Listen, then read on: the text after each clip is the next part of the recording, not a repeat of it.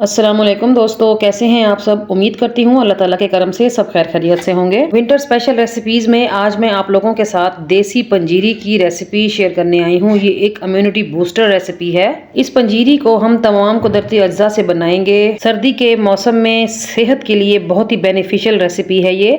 अगर आपको जोड़ों में दर्द है, पट्ठों में दर्द है, हड्डियों में दर्द है, कमर दर्द, सर दर्द या फिर दिमागी कमजोरी जैसे मसाइल का सामना है तो ये रेसिपी आपके लिए है। और न्यू मॉम्स के लिए तो ये रेसिपी किसी खजाने से कम नहीं है। डिलीवरी के बाद जो भी जिस्म में डेफिशिएंसीज पैदा हो जाती हैं, उन तमाम डेफिशिएंसीज को दूर करने के लिए तीर बहदफ नुस्खा है ये। आप इस पंजीरी को बना के सेव करके भी रख सकते हैं। सर्दी के मौसम में 1 से 1.5 महीना तक आप इसको फ्रिज में रखे बगैर इजीली यूज कर सकते हैं। वीडियो को फुल वॉच करें, पसंद आए लाइक कर दें, शेयर कर दें और चैनल को सब्सक्राइब भी कर दें। तो चलिए आज की मजेदार सी देसी पंजीरी की रेसिपी को घर पर बनाना सीखते हैं। बिस्मिल्लाहिर्रहमानिर्रहीम। तो बहुत ही मजेदार और सेहत से भरपूर देसी पंजीरी को बनाने के लिए आपने देसी घी का इस्तेमाल करना है। यहाँ पर मैंने 150 ml देसी घी लिया है। शुरू में मैंने 2 चम्मच देसी घी डाला है पैन में और 50 ग्राम डाल दिए हैं बादाम, 50 ग्राम मैंने इसमें डाले हैं काजू, 50 ग्राम मैं इसमें डाल रही हूँ अखरोट, 50 ग्राम मैं इसमें शामिल कर रही हूँ पिस्ता, 50 ग्राम मैं इसमें डाल दूंगी कद्दू के बीज और 50 ग्राम ही मैं इसमें शामिल कर दूंगी 4 मगज या फिर मेलन सीड्स कहते हैं जिन्हें। अब हमने इन तमाम ड्राई नट्स को और सीड्स को देसी घी में रोस्ट करना है। इन तमाम चीज़ों का जो रोस्टिंग टाइम है वो ऑलमोस्ट सेम है। हमने इन्हें 1.5 से 2 मिनट तक रोस्ट कर लेना है। इन चीज़ों को रोस्ट करने का मकसद इन चीज़ों की शेल्फ लाइफ को बढ़ाना है ताकि हम पंजीरी जब सेव करके रखें अपने पास तो उसमें किसी किस्म की स्मेल पैदा ना हो सके। इन तमाम चीज़ों के इस्तेमाल से आपकी नज़र की कमज़ोरी दूर होगी, आपकी याददाश्त तेज़ होगी, कुव्वत मुदाफ़त में इजाफा होगा। और अब इन चीज़ों को फ्राई करते हुए 2 मिनट पूरे हो चुके हैं। तो अब यहाँ पर हम शामिल कर देंगे नारियल। यहाँ पर मैंने ड्राई नारियल को कद्दूकश कर लिया है। वजन में ये 100 ग्राम के बराबर है। नारियल में जो ऑयल पाया जाता है वो हमारी सेहत के लिए बेहद मुफीद है। इससे हमारे बाल मजबूत होते हैं, हमारी स्किन शाइन करती है। इसके अलावा वेट लॉस करने में भी बेहद मुफीद है।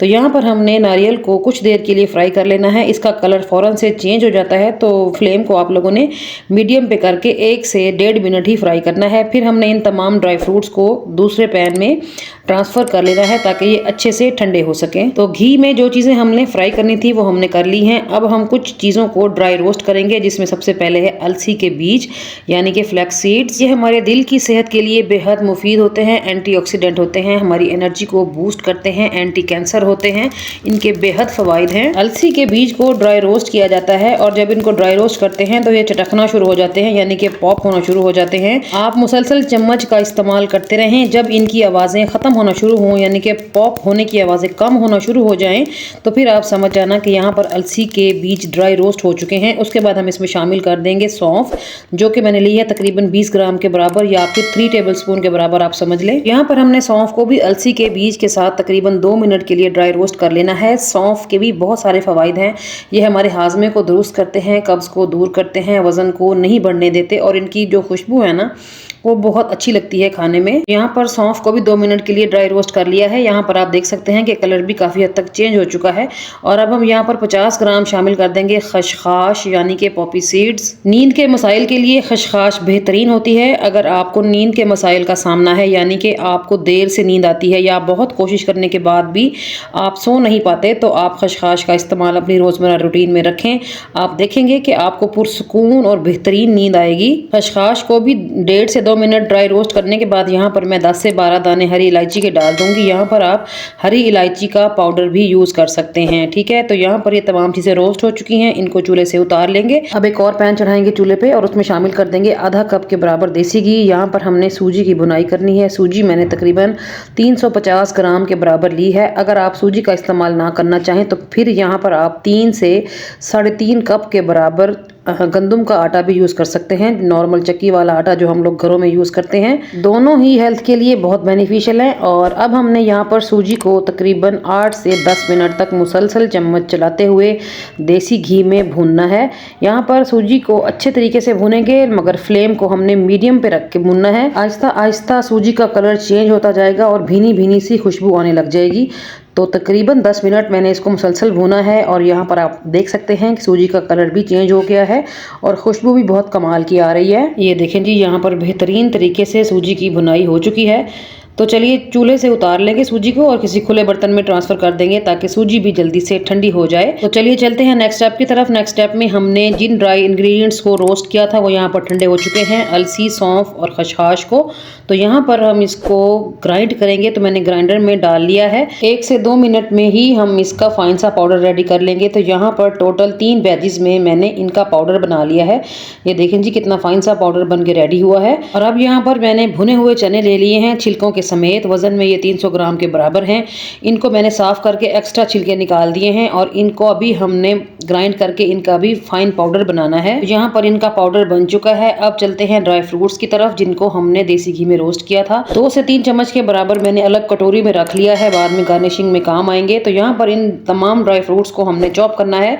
तो चॉपर में डाल देंगे और इनको हम चॉप कर लेंगे। बहुत फाइन चॉप नहीं करेंगे, इनको थोड़ा दरदरा ही रखेंगे क्योंकि जब खाने में ड्राई फ्रूट्स दांतों में आते हैं तो बहुत मजे के लगते हैं। अगर आपके घर में बुजुर्ग हैं और आप उनके लिए ये पंजीरी बना रहे हैं तो फिर आप यहाँ पर ड्राई फ्रूट्स को फाइन चॉप भी कर सकते हैं।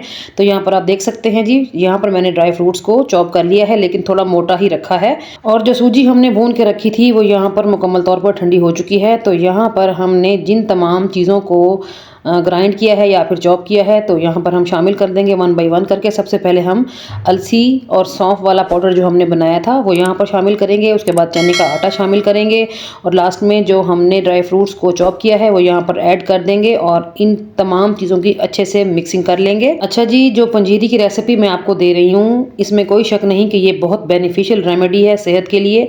हर हवाले से बहुत ही फ़ायदेमंद चीज़ है, मगर आप इसका इस्तेमाल लिमिट में रह के करेंगे। यानी कि एक थोड़ा सा पोर्शन लेंगे मगर डेली लेंगे तो फिर आप इसके फवाइद से लुत्फानंदोज हो पाएंगे। डेली आपने इस पंजीरी को 3 चम्मच से ज़्यादा इस्तेमाल नहीं करना, मगर साथ 1 कप नीम गर्म दूध भी लेंगे, ठीक है। तो पंजीरी की तमाम चीज़ों को अच्छे तरीके से मिक्सिंग करने के बाद यहाँ 1 टेबल स्पून भर के मैं इसमें शामिल कर दूंगी सौंठ का पाउडर या फिर अदरक का पाउडर। आप सौंठ लेके उसको बारीक पीस सकते हैं या फिर अदरक का पाउडर रेडीमेड जो मिलता है वो भी शामिल कर सकते हैं, मगर 1 टेबल स्पून से ज़्यादा ऐड नहीं करेंगे। तो अच्छे तरीके से मिक्स कर लेंगे। अच्छा जी, पंजीरी को मीठा करने के लिए यहाँ पर मैं 300 ग्राम गुड़ ले रही हूँ जिसको मैंने बारीक बारीक टुकड़ों में तोड़ के डाला है पैन में और 2 से 3 चम्मच मैं इसमें पानी डाल लूँगी ताकि जल्दी से गुड़ मेल्ट होना शुरू हो जाए। अगर आपको खुदा न खास्ता शुगर का प्रॉब्लम है तो फिर आप पंजीरी को ऐसे ही कंज्यूम करें, इसमें किसी किस्म की शुगर या फिर गुड़ का इस्तेमाल नहीं करना। फ्लेम को मीडियम पे रख के हमने यहाँ गुड़ को मेल्ट करना है। हमने गुड़ की चाशनी नहीं बनानी, ना ही 1 तार वाली ना ही 2 तार वाली, क्योंकि हम पंजीरी के लड्डू नहीं बना रहे। अगर हम पंजीरी के लड्डू बनाएंगे तो फिर हम यहाँ गुड़ की चाशनी को 1 तार या 2 तार का बना सकते हैं। तो यहाँ पर गुड़ मेल्ट हो चुका है। अब हम चलते हैं इसको पंजीरी में शामिल करने के लिए। तो 2 दफ़ा करके हम गुड़ की चाशनी यहाँ पर डालेंगे। तो हाफ मैंने यहाँ पर ऐड कर दी है। अब हम इसको मिक्स करेंगे। आप पहले किसी चम्मच की मदद से मिक्स करें क्योंकि गुड़ की चाशनी तो गर्म है लेकिन हमारी पंजीरी की तमाम चीज़ें ठंडी हो चुकी हैं।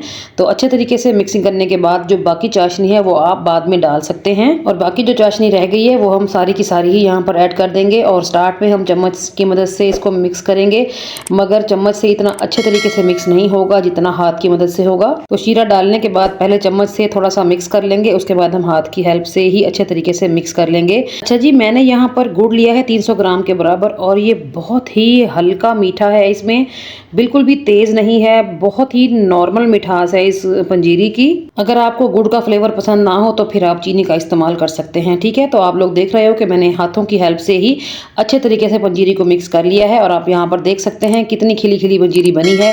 इसको हम जितना भी बाइंड करने की कोशिश करेंगे ये बिल्कुल भी बाइंड नहीं होगी क्योंकि मैंने गुड़ बहुत कम मिकदार में लिया है। आप देख सकते हो कि मैं पंजीरी को मुट्ठी में बंद करने की कोशिश कर रही हूँ लेकिन इसकी मुट्ठी नहीं बंद रही और हमारी जो पंजीरी है वो कितनी खिली खिली और बेहतरीन शानदार बन के रेडी हुई है। जितनी मिकदार में ये पंजीरी बन के रेडी हुई है आप इस पंजीरी को कम से कम 1.5 महीने तक कंज्यूम करेंगे अगर आप डेली के 3 से 4 टेबल स्पून के बराबर ही लेंगे। लेकिन अगर आप ज़्यादा बना के सेव करके रखना चाहें तो फिर आप चीज़ों को डबल करके पूरी सर्दी के लिए बना के एक ही बार में रख सकते हैं, ठीक है। तो यहाँ पर आप देख सकते हो कि मैंने पंजीरी बना के बाउल में भी निकाल ली है। देखें जी कितनी बेहतरीन हमारी पंजीरी बनी है और जो हमने ड्राई फ्रूट्स लग करके रखे थे वो यहाँ हम पंजीरी के ऊपर स्प्रिंकल कर देंगे जिससे हमारी पंजीरी की खूबसूरती में इजाफा हो जाएगा और खाने में भी बेहद मज़ेदार लगेगी पंजीरी।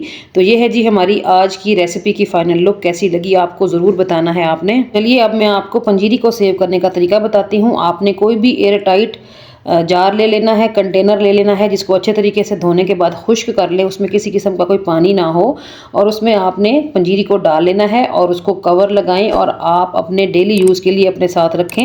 और बाकी की जो पंजीरी है वो आप किसी बड़े डोल में या किसी बड़े बर्तन में रख के फ्रिज में भी रख सकते हैं। सेहत से भरपूर मेरी इस रेसिपी को, इस रेमेडी को एक बार ज़रूर बनाएं। इंशाल्लाह ताला आप डॉक्टर के पास बिल्कुल भी नहीं जाएंगे क्योंकि इसके हेल्थ बेनिफिट्स बहुत ज़्यादा हैं।